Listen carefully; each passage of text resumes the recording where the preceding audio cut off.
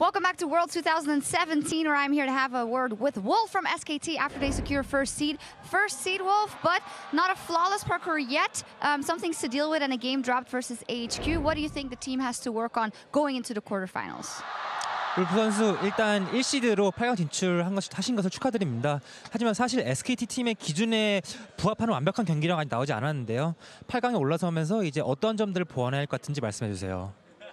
네, 일단 지금까지의 경기력이 솔직히 저도 굉장히 마음에 안 들고 팬 여러분들도 굉장히 마음에 안 드실 텐데, 일단 피드백을 하면서 좀 뭐랄까 그동안 굉장히 저는 약점이 명확하게 보였다고 안 좋은 점이 명확하게 보였다고 생각했거든요. 그래서 뭐 그런 것들을 이제 언제나 경기도 남으니까 보면서 고쳐 나가야겠죠, 저희의 실수들을. 네. So I myself not really satisfied with our own performance, and I'm sure our fans aren't really happy with our performance as well. But I think our weakness is pretty clear at this point, and we still have a lot of games ahead of us. So I think it's important for us to analyze those mistakes, our weakness, and improve them. Okay, well, we will see how that evolves. Finally, Wolf, I know you probably already heard of what happened to the North American team so far, and C9 is the only team left. You just played them. How big do you think their chances are of going through? What are their strengths? 울프 선수 아시겠지만 북미 팀들이 매우 힘겨운 2주차를 보내고 있는데요. 이제 C9 팀이 북미 팀의 마지막 희망으로 남아 있는데 C9 팀이 이제 8강 진출에 대해서 어떻게 생각하시나요?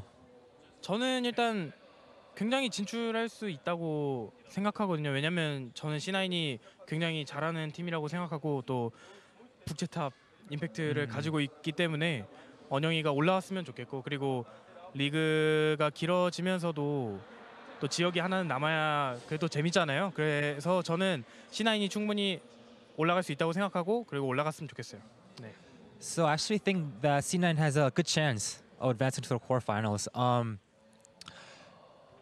I think we need at least one NA team in the tournament to make it more interesting, and they have the best NA top, Impact, and I really hope that Impact plays well and the team, and yeah, I think they have a good chance. That was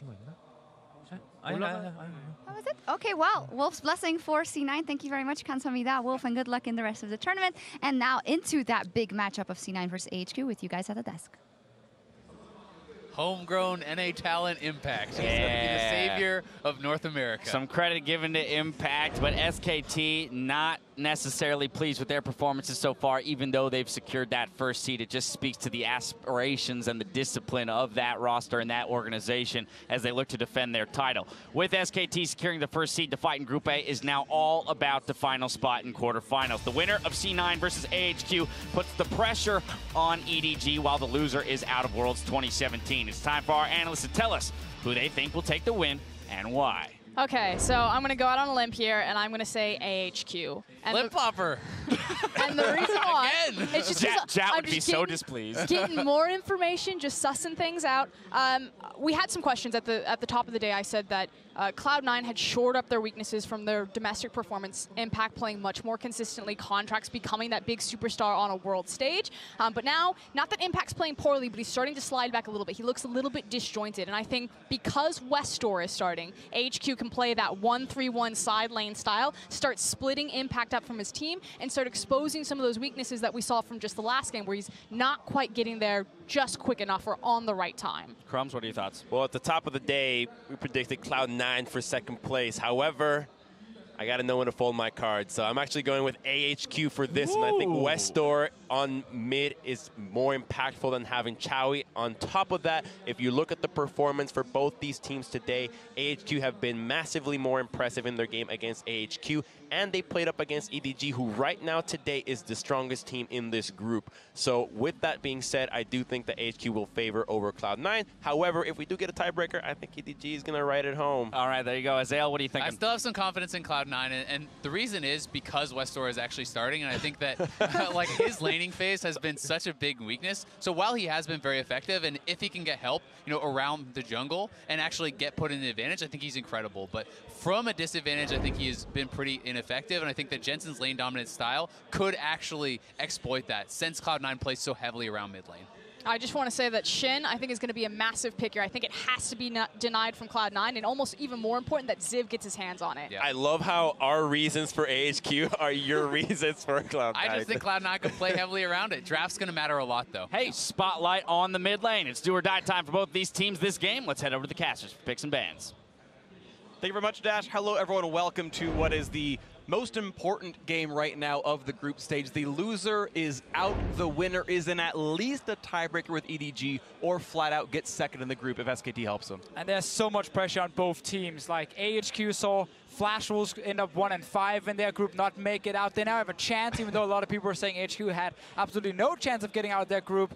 And then you got C9. They beat SKT. They beat SKT, yeah. And then C9 are looking at all the other North American teams dropping out. Now there's 0-2 as well on the day. Like the amount of pressure on these guys, it's insane. And imagine if AHQ hadn't beaten SKT at the beginning. We could have almost had a three-way tie coming in. Sadly, it means Cloud9 cannot possibly go 0-4 on the day. They will not play tiebreaker if they lose, so at least that's there. NA is at least going 1-10, better than 0-10 from a couple years ago. But we are into the game. That's the important part. Sejuani banned away by Cloud9. AHQ to respond with, I'm going to guess, Callista. Wow! Prophet. Yo, I'm so good. Well done, Freak. Honestly, though, the question, when Westor is in the game, how much do people actually think about the champion pool? Because his is much different, right? The Twisted Fate and the Fizz is always brought up every single year, and some teams actually even walk down that path of spending bans on that rather than spending bans on the meta picks at the moment. They just banned TF. Okay. They're actually like, they're so Cloud9 is afraid. one of those teams. They're so afraid that in this crucial game, that AHQ are playing Westor so you can pick this TF.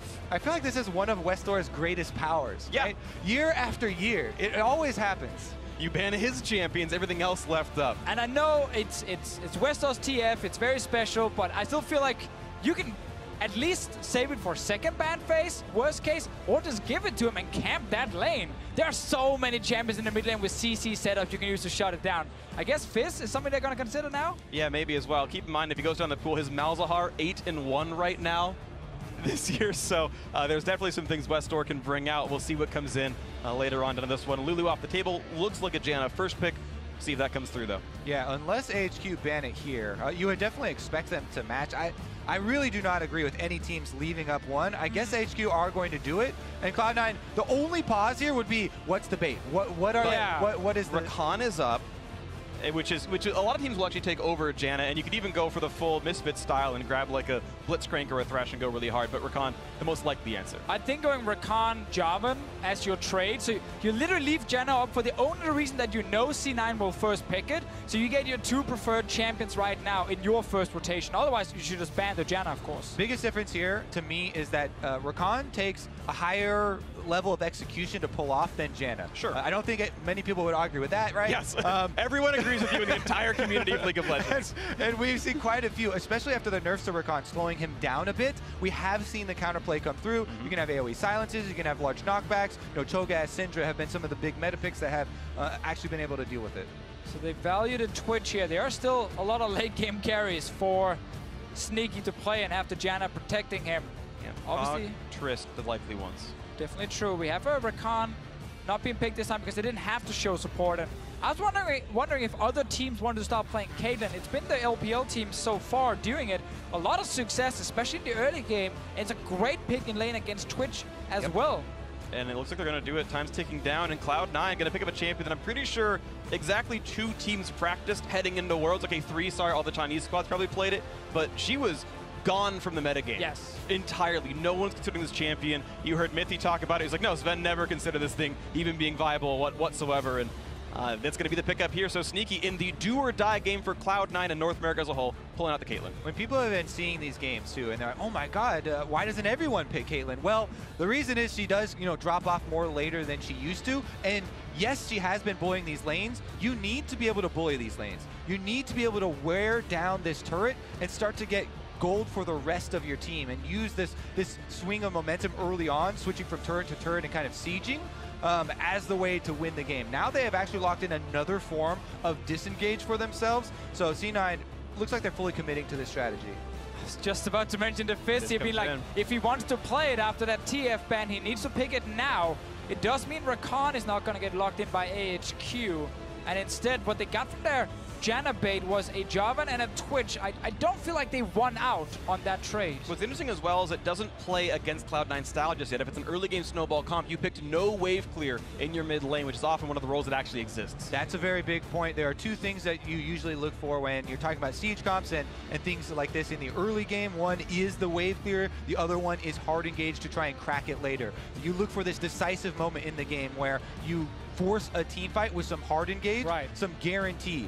You know, there are a lot of options that have been banned out here. I would expect Cloud9 to ban more of them. Rakan, one of those big, you know, tools that you can use to get those engagements. So I need to see some kill pressure here from AHQ in this draft. In the bottom lane, if you're gonna play this Twitch here against the Caitlyn and the Janna, I'm always looking towards like a support who can actually engage on the Caitlyn, and then you can camp the lane with Jarvan and double TP and use that to try and shut down Sneaky. I see two styles. You go full Karma and you wave through and keep the turret alive to stall to the one item point where Twitch starts outscale, or you go for the hardcore, the Thresh, the Blitzcrank, the dive. And I do like, you know, opting for one of those pull supports because even with the Karma, I feel like the Caitlyn Janna begins to wear down the turret anyway. They're doing it. It could be a drop in the bucket. Maybe they'll be able to pull it off though and actually buy enough time for themselves and delay, you know, the turret gold going down. It's such a risky draft. I think Azale in his prediction touched on the fact that Westdoor playing against Cloud9 is really risky from AHQ side because C9 is the team who loves to play around mid. Westdoor is a weak laner. He falls behind in the early game. Cloud9, last time these guys played each other last week, destroyed that mid lane. Weak laner, but strong roamer. So maybe it's just HQ deciding to go more into the bucket of, we are going to crack this game open with a big play and have Westdoor, you know, crack on the bottom side and we'll break one of those big things open. But then you're going to go down to this lane here where your playmaking potential is a snare after a few seconds from a Karma. I hope the bot lane can survive for long enough so that Freak, you're 100% correct with the Hurricane coming in from Twitch and then they try and fight back. Sure. But they gotta be able to survive in that early game. You can't lose the early tower. And remember, with this LeBlanc pick, you know, Jensen could very easily take teleport as well. And there are two forms, the best two forms really of disengaging the entire game here with Janna and Gragas. So Cloud9 do have defensive options to try and stop that big play. And they've picked strong laning everywhere. Gnar coming in as the quasi-blind pick for the top lane. Certainly one of the better laners in top lane League of Legends. Impact, no stranger to the champion. Of course, Jensen's LeBlanc a big deal as well. Do we get the Jace again for Ziv against this Gnar up in the top lane?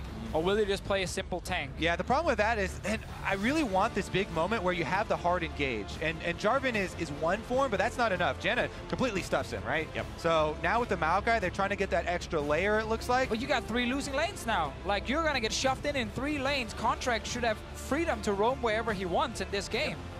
Gotta believe in that big one play. Yeah, you've got to believe in the big one play, the big roam. AHQ, I think, if they survive, their team fight, to me, looks a lot stronger. I think the scaling is really good in a lot of places. But Cloud9, as you mentioned, in 3 winning lanes, it's around a lot of this, the Caitlyn Janna chip, the repeated pressure in that bot lane, and it's the sustained chipping versus the big play out of HQ. And the team that opts into the sustained chipping and this early advantage are the ones that have to watch their mistakes. You can't afford to have unforced errors with these types of compositions. As both of you guys have highlighted, you give some gold over to this HQ comp, of course, and they can start to prey on you. I think also, though, on the team who needs to defend all 3 lanes, it's kind of the same thing. If you do mess up in the early game and give a big advantage over to Cloud9, that's an early tower dropping. And then this Caitlyn is going top lane and mid lane, and suddenly you find yourself without outer turrets, and you're pushed really far back on the map. So it definitely goes both ways. It's on HQ to be proactive once they get that first item. Before that, defend, stall, hope maybe Mountain can pull off a surprise gank in the early game. Honestly, every single minion wave is a big objective for AHQ. Yeah, a minion wave is required to knock down turrets. You kill those turrets off, get the minions off, no push. Here we go, ladies and gentlemen. The most important game of the group stage. Lose and you are out of the tournament. 3rd or 4th place is a guarantee. Win and you are in at least a tiebreaker with EDG, or with SKT's help, you are in as the 2nd seed out of Group A. It's all on how this team plays. Cloud9 swag coming out from Sneaky's helmet. See what happens.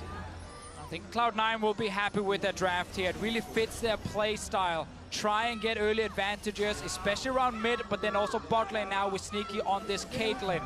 Impact is fine if he's isolated in a 1v1, as long as you're winning on the bottom side of the map. See what comes through right now. Pretty standard battle lines for both these squads. No crazy deep wards coming in just yet, but we'll wait for some penetration to come in. Looks like Smoothie's Janna looking in for a couple of wards alongside the Gragas, as Ziv is just chilling in the Tri-Brush. And yeah, looks like Cloud9 got a deep ward onto the red buff of Mountain, so that is some deep vision put in by Cloud9. The wild card here is the Jarvan jungle, right? You know, Maokai can set up ganks well. Jarvans can go for level 2 ganks very early on. So that's what Cloud9 are trying to figure out right now. They want to remove some of these surprise early tactics. Ahn is also sacrificing a bit of his early laning by going for Fervor here on the Twitch, trying to maximize his damage in the late game. Warlords on Sneaky is definitely a sustained advantage that matters in the laning phase. Yeah, it's going to be on Abus to shield the headshots from Sneaky, make sure that On can dodge the Qs as well. The Piltover Peacemakers can really punish here. But again, the scaling obviously much, much better with a Fervor. Twitch. Mid lane here, we're looking at it, as Jensen's going to try to push back West Door and keep the farm up. As much as the legend around West Door's Fizz has been built up, I feel like LeBlanc has become the signature champ for Jensen as well. A lot of the big crushing victories for C9 have been around that. I mean, he's a champion that C9 play really well with and respect so much they even ban it themselves sometimes against other mid laners because they're afraid they're going to pick it early on in the draft. It's such a power pick, and it's been such a power pick in North America. It was one of the big deals coming into Rift Rivals. European teams didn't really utilize the LeBlanc, but North American teams did, and they camped the mid lane and got the LeBlanc rolling, and it just took over games. It can be the same in this one here. Contracts and Jensen together, it's been a good 2v2 combo, and it needs to work in this game.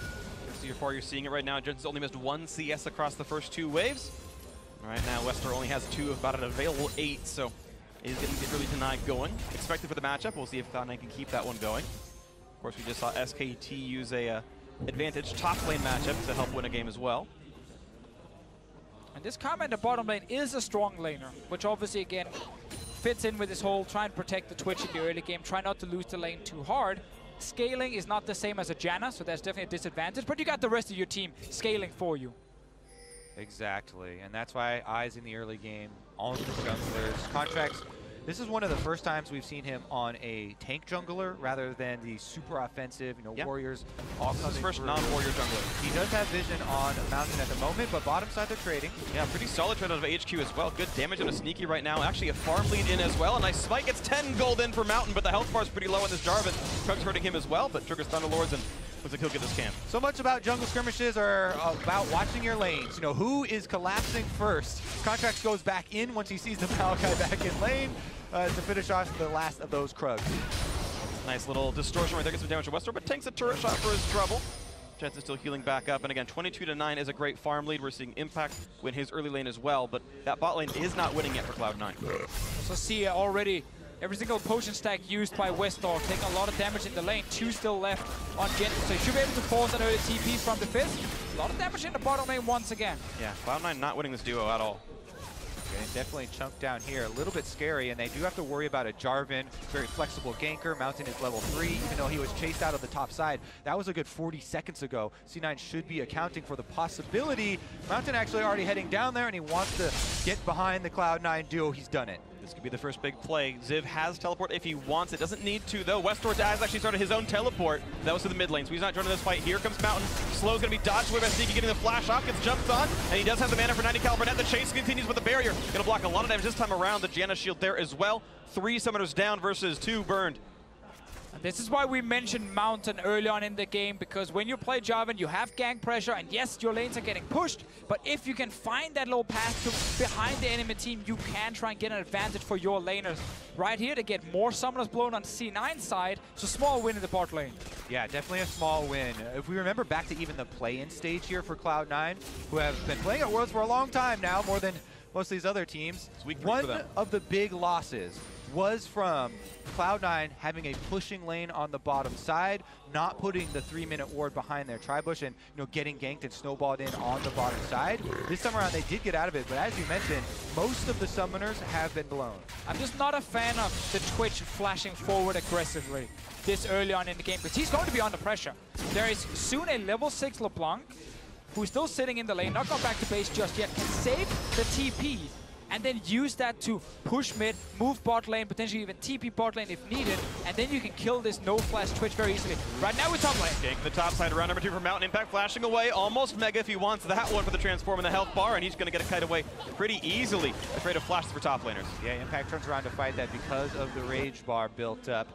Let's see if that is actually punished for either top laner, though. Currently, Contracts on the bottom side. They saw Westar come over. Westar puts the ward down, similar for Contracts. He knows the control ward is here, and he's going to clear away part of this camp without knowing that he's spotted.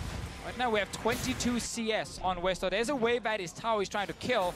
Jensen goes back here now with 50 CS. Contract will find, help us. Gonna find some damage here. Smite for some HP, and he's got the rest of the team coming around as well as Smoothie joins the fray. Level 4 on all these sides. This could be the first route coming across for this one. Is that TP? Impact teleports in, but Jensen. AHQ see it.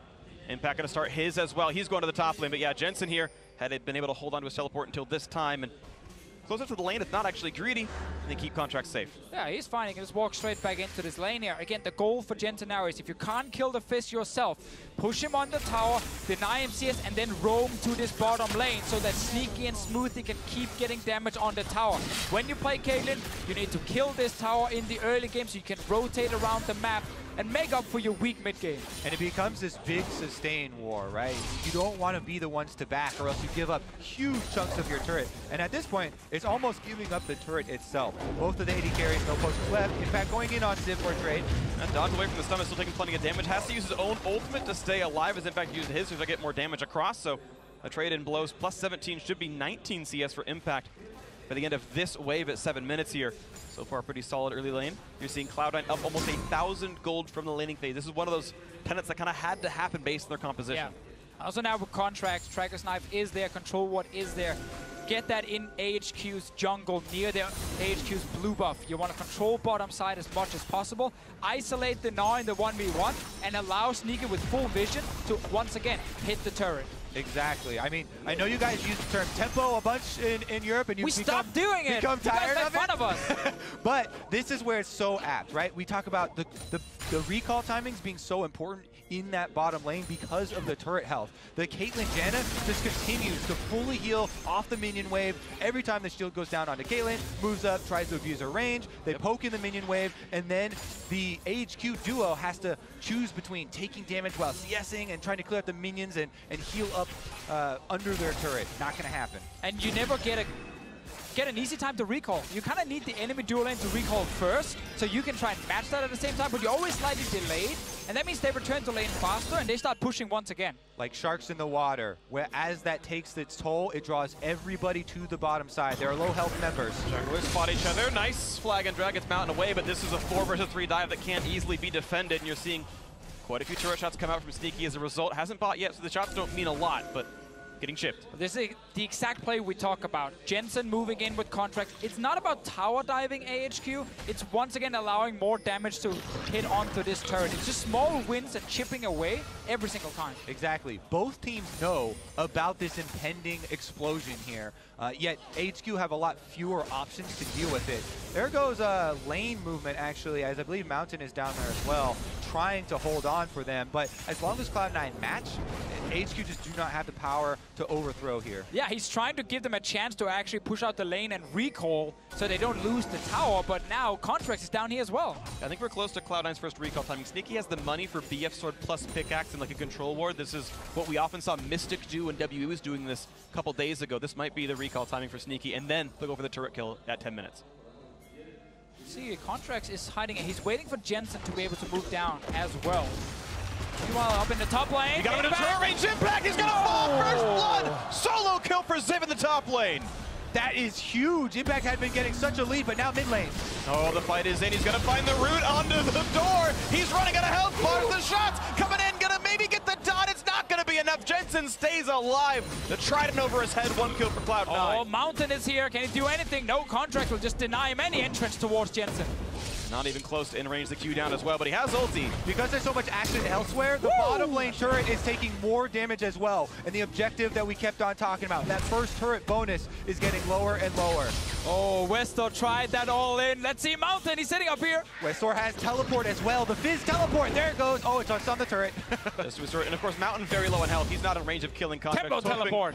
Hoping to fight for the big raptor. Didn't get it. Contracts takes the camp away. Teleport cooldown is one thing, but you need a place to use it. There have to be wards out there, and they haven't had the pressure.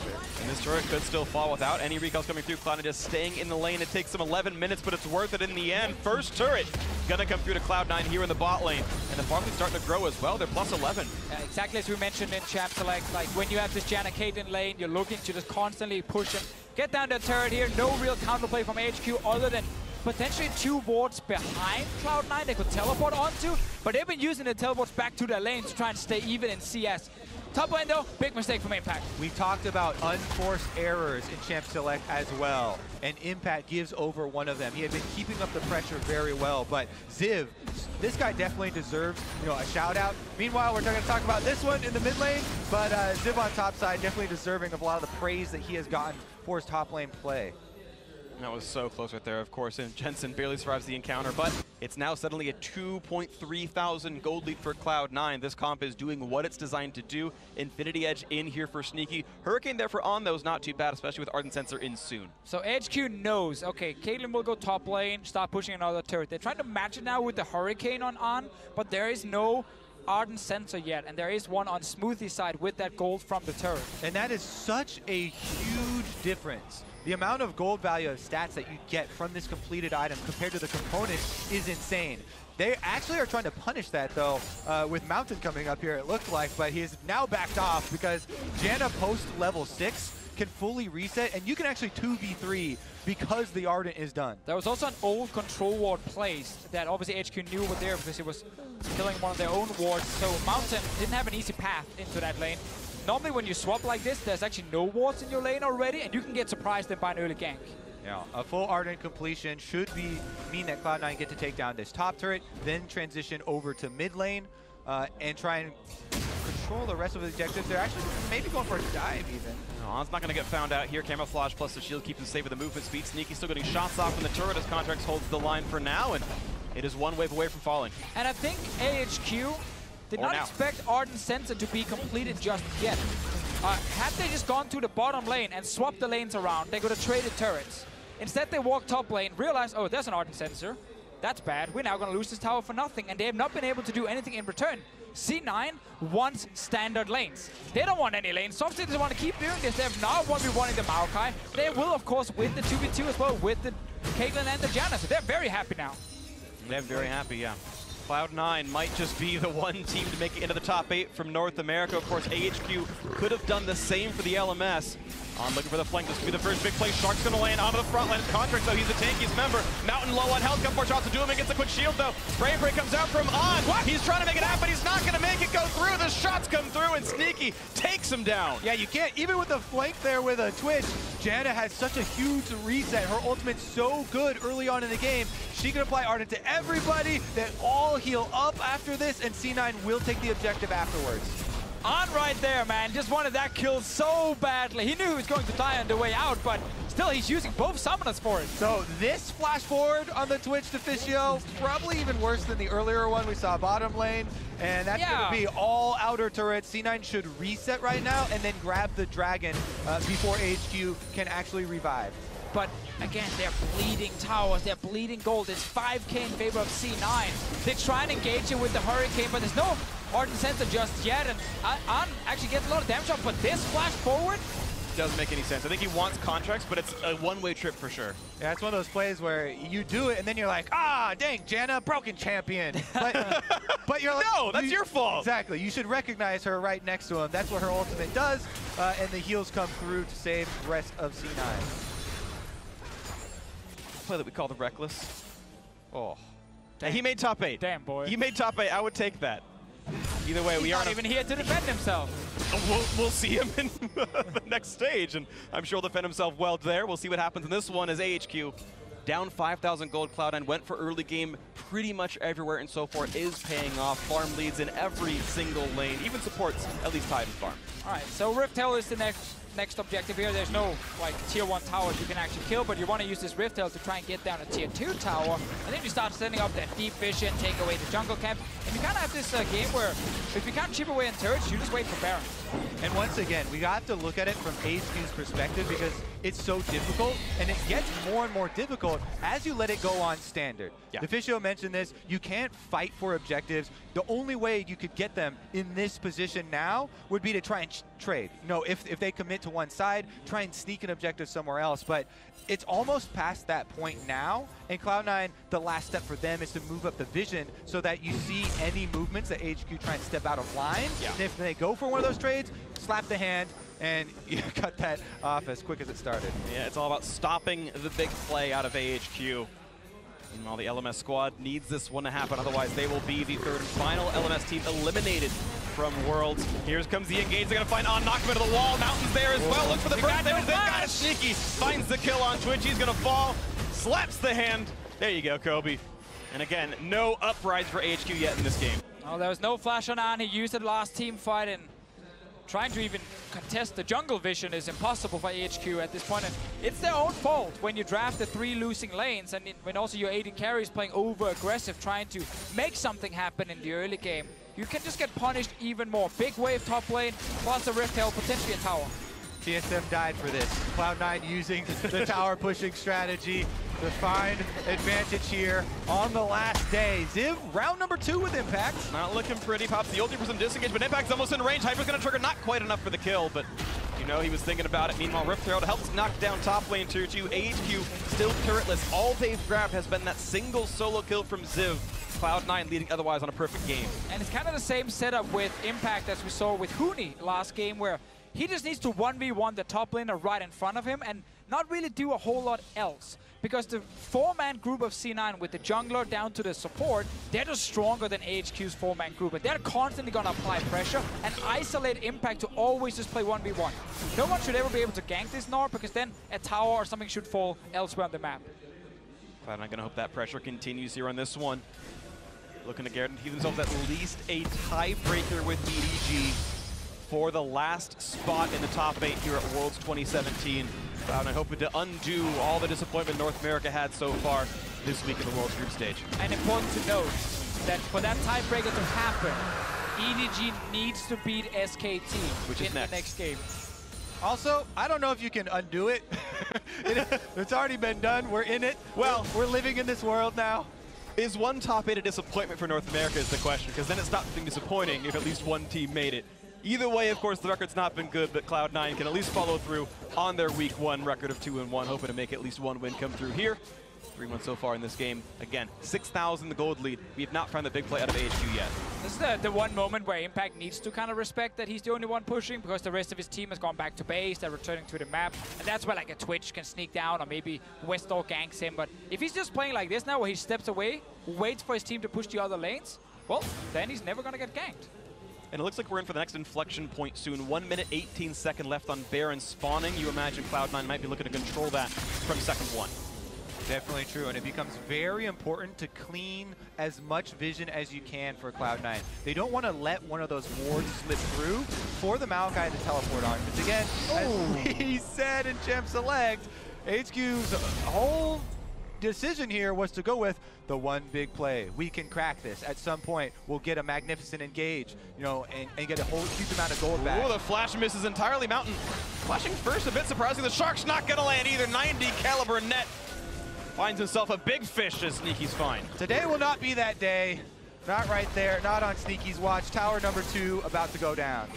Man, AHQ are not defending well in this game here. They feel so forced in their engages, and it's allowing C9 to get even more objectives than they are supposed to get. 5 turrets down, hitting the in-nip turret in the mid lane. Bot lane, Impact can start getting some damage on his tower as well. And before 20 minutes, we might have 6 towers down. Hurry up, Impact! This is definitely one of those academic victories as Cloud9 begins to continue closing the loop. Caitlyn traps go up. Inhibitor turret health goes down. And here comes Impact. Well, on just trying to get his farm, but he's not anywhere close to Infinity Edge right now. His team fight power is not yet there. Turret's gonna fall. There's 6 turrets at 20:08. Look for a bit more. As the inhibitor's gonna be falling, taking more and more shots, and there we go. 2015, the inhibitor falls. A year Cloud9 maybe hoping to forget. Oh, Sneaky walks out, so AHQ basically decides to play this full scaling game against one of the teams that's actually been able to snowball. Explosive cast maybe goes the wrong way. Almost dragged to safety. The knockup under the turret, though this could be the second kill. Contract's forced to flash away. And slight over-aggression. Here comes the re-engage. Looking for the ulti across. Finds the roots on a 3. Will this be the fight for AHQ? The healing coming out from Janna. Spray and spray still coming around. Not yet the kill, but now on to Impact. He is not yet close to making our flash away. Stays alive. Into the back lane for Sneaky. Flash away himself. And Mountain cannot chase. He will lose his life. This Jarvan is dead. 4-1 now, Cloud9. That was the attempt. That was it. AHQ try and pray on C9 going too far inside the turrets, but it's too late. Sneaky arrives, they reset the fight, and Cloud9 come out ahead. And C9 is sitting right now with a huge gold lead. They got more items than AHQ. Baron is alive. They can start playing around that one. Already picked up a Mountain Drake to make it easier. They're feeling so good, and it doesn't matter if Caitlyn's mid game is weaker than other AD carries. If you're already an item ahead of them, you're going to be more than fine. This is the first fight where they do not get the kill on Albus, but he's forced out of the team fight for now. Rest of our AHQ trying to get something in return, but this is where you notice how far down they actually are in items. And they notice it as well. You can feel the desperation there in the engagement. A little bit of an opportunity is all it takes for them to pull the trigger and go all in. And just the damage not quite there. I mean, it's narrowly close. You can see a lot of low health bars there from Cloud9. You imagine a few hundred more gold in the inventory as these players, that damage comes through. Imagine that's an Infinity Edge on Twitch. That 2-5-0-2 becomes 5-5-0-2 and they're all dead. Those are the margins here that could have made AHQ win, but the gold deficit has grown so large. Give the Twitch 4 to 5 more minutes, and then he will have that eye edge and be ready to try and fight. Maybe round 2 looks better, but... Maybe. Does give enough time for C9, though, to potentially get even their third item on some of their carries, and also start setting up for Baron itself. Mountain is behind the Baron, either trying to look for a pick or a potential steal, but the Baron is not started yet. Yeah, C9 don't have to rush into anything. Again, they hold all the cards. They push up each lane, they lay down their vision. You remove one by one all of the pathways for HQ to get back into this game. Right now, it's not going to look at the Baron steal another knockup there. I want to see his Shark this time is going to land, and there is almost no way out for him. Damage coming across, and yet they find the way. The heals come through, the barrier in as well. The Janna shield regardless. And now Zeb at the front line, a little bit isolated. The burst damage coming across as Impact tries to come in as well. He's looking for On, and yes, the tank is gone already. Pulls him back in with a Gnar, the wallop there as well, and Jensen. Now on a killing spree, 6-1 Cloud, and get another 2-for-0 team fight. Contracts chain CC'd Westor right there, so he could not get on to Sneaky and finish him, and then all the healing and shielding came in from Smoothie, and now Sneaky's back to full HP. Thank you, based Ardent Sensor. Sneaky back to full health there, the shields. That's really being a really big deal as well. The respawn's up in about 15 seconds, but right now, Cloud9 looking for the base itself. One of those Nexus turrets down to about 1/4 HP. Top inhibitor going to fall as well. 12,000 gold separates these squads. You have to imagine this is going to be closed out. Yeah, AHQ, the death numbers are so low that they could get back up and have one more attempt, but they've got no defense.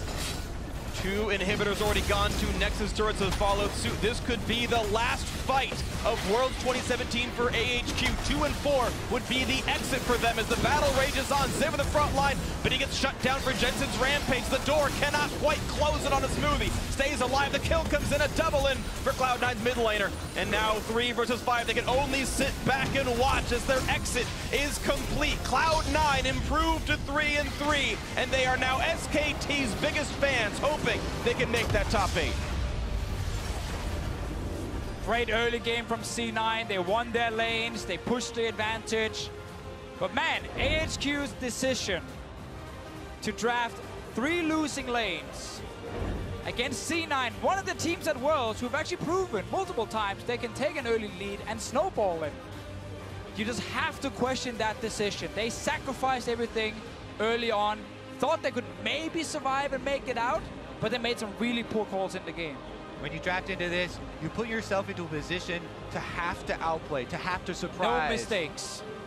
And it's really interesting because I think we've seen this interaction 3 times now, 3 different games of Caitlyn Siege versus someone else. And every time Caitlyn Siege has won so far, it feels like the one strategy's been practiced and the teams know the movements around it. Right. But who's scrimmed against it yet and understands the ways to beat it? And it seems like no one yet. Exactly. That's for next week where teams It will is. have to adapt to it because you need some sort of playmaking in the bottom lane to get onto the Caitlyn, or you need stronger laning AD carries. Twitch is not a strong laning AD carry. He wants to get to his first item, and that's the thing Caitlyn can counter, especially when there's a shielding support next to him, not posing any threat. And great adaptation from C9, picking that Caitlyn, saying, you know, this is working for others. We should do the same. Yeah, one of the biggest things that we always used to see in the past was the super hard engage and making those quick plays. Yep. But Janna right now being so powerful and her fitting in as the disengaged support also is just another layer that you have to get over when countering it. And adding 40 raw attack damage turns out to be pretty good when the entire game is pivoted around 13 minutes into the game. That's when you max out the E, and it's like the exact Janna power spike is that level 7, 8, 9 right there. So certainly lots worked out.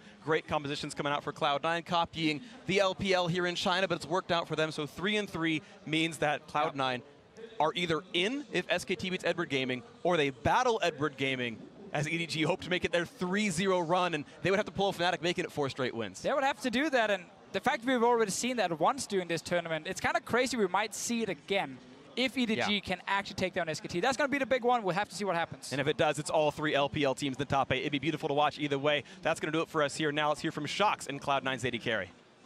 Thank you very much, guys. Indeed, standing by with Sneaky after a huge match and a huge performance over AHQ. Very much win lane, win game composition coming out of you guys in such an important match. Why the choice for this comp? Well, Caitlyn's randomly been played by the Chinese teams, mainly Royal Elite. They played it twice, and then, you know, they just played it against us, and it's like, wow, we can't really do anything. So we decided, you know, maybe we should take it for ourselves, because we did practice it a bit. And, you know, Caitlyn is pretty nerfed in this patch, but it's, for some reason, still works. Like, you can still just push them in, keep them under turret, and then when you do that, like, you just have so much range that you're so safe hitting the turret, and you get the free turret. So it's a huge advantage. Yeah, it's really fun to play, too. Yeah, I mean, you're very good at it as well, as it showed. Talking about pressure coming into this match, does it bother you, or is it hard to kind of separate the fact that the other NA teams are out, so all the pressure is on you, or how do you try and keep a level head in all that madness? Normally, it's fine. Actually, last night, I couldn't get as much sleep. I don't know if it was related to that, but I think, like, when I was trying to sleep, I kept cycling through some, like, thing I was thinking about earlier in the day with just League. So maybe the pressure got to me from NA losing it all this time. Normally, it hasn't really hurt me, but yeah, I mean, it's sad to see the rest of the teams go. I thought TSM would get through. I was kind of questioning Mortals' group because GAM was such a wild card, and yeah, that ended up happening, so. Well, just to make sure, you know, all hope is on the shoulders of C9, but you guys had a huge victory. You guys look set to take it if EDG lose their next match. And much like last year, you're now waiting on the result of another match. But do you feel poised and confident enough that if it comes to the tiebreaker, you'll be able to beat EDG this time around? Yeah, I mean, either, you know, take Kate or remove Kate, and the game becomes playable. Like, I actually couldn't even do anything the last time we played. I'm just like, okay, I'm trading, and then there's a Jarvan Galio Caitlyn in my face. So, yeah, I mean, I think that was a pretty big factor in that game. So I hope we can improve our pick Ben and, like, win the game.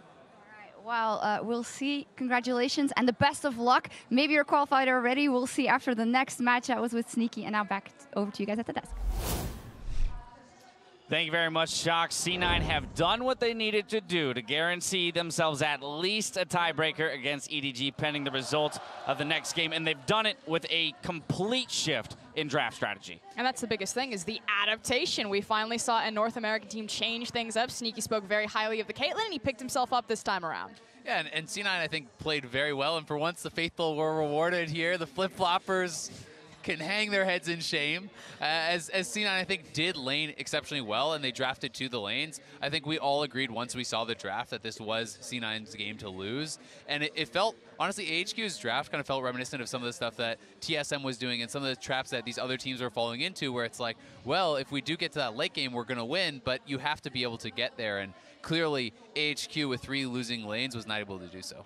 And that just amps the value of the Caitlyn rather for every match that is upcoming, the entire tournament. That pick has likely changed the entire meta for quite some time. I mean, you heard it from Sneaky there. If they are going to have to play this tiebreaker against EDG, he said either get rid of it or pick it for ourselves because they don't necessarily see a way to beat it, at least at the moment. The thing is you can start looking back to old school Caitlyn answers and the likes of the Ashe. Even Jinx has a decent matchup sometimes against Caitlyn.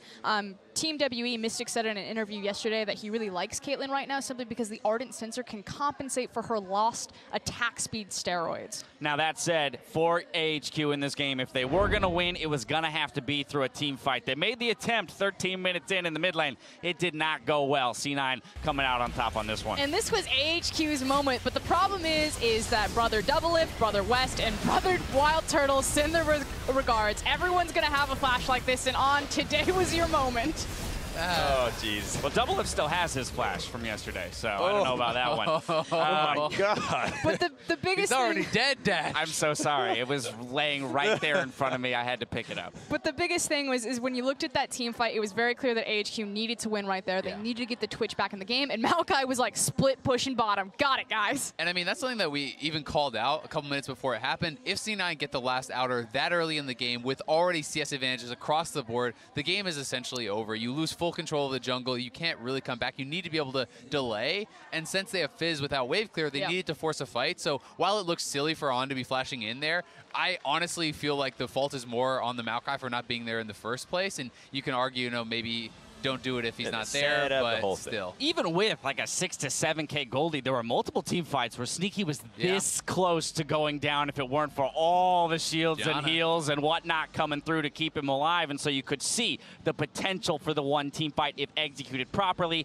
and at the right time. But really what I want to do now is look ahead to this final match, this Game 6 between EDG and SKT, as it very much could determine who gets out in second here. I'm riding the EDG train all the way here. From what I've seen from the LPL teams in the second week, from what I've seen of EDG today, this team is on fire, and I haven't liked what SKT have done at all, so I actually favor them in this matchup, and we're going to get a tiebreaker. But the thing that SKT have proven, because their early game is a giant question mark, but the thing that they have proven this tournament so far is that they can still late game team fight. I'm not talking about like 55-minute late game team fight. I'm talking about like 2 items, 3 items on their ADC. They stack it up, they execute very well, and that's what EDG suffer in. Yes, they look great today because we haven't seen that team fight phase from them when it's on even footing.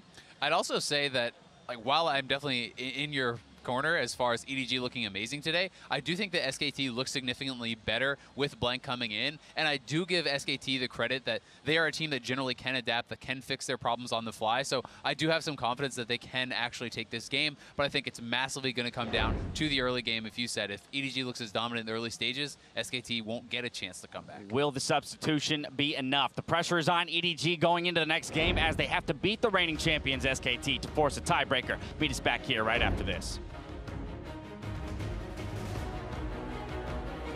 Up in the top lane. He got him in a turret range impact. He's gonna fall. First blood. Solo kill for Ziv in the top lane. Twitch is open. I'm ulting one. I'm ulting. I'm looking Twitch. I look Twitch. Nice.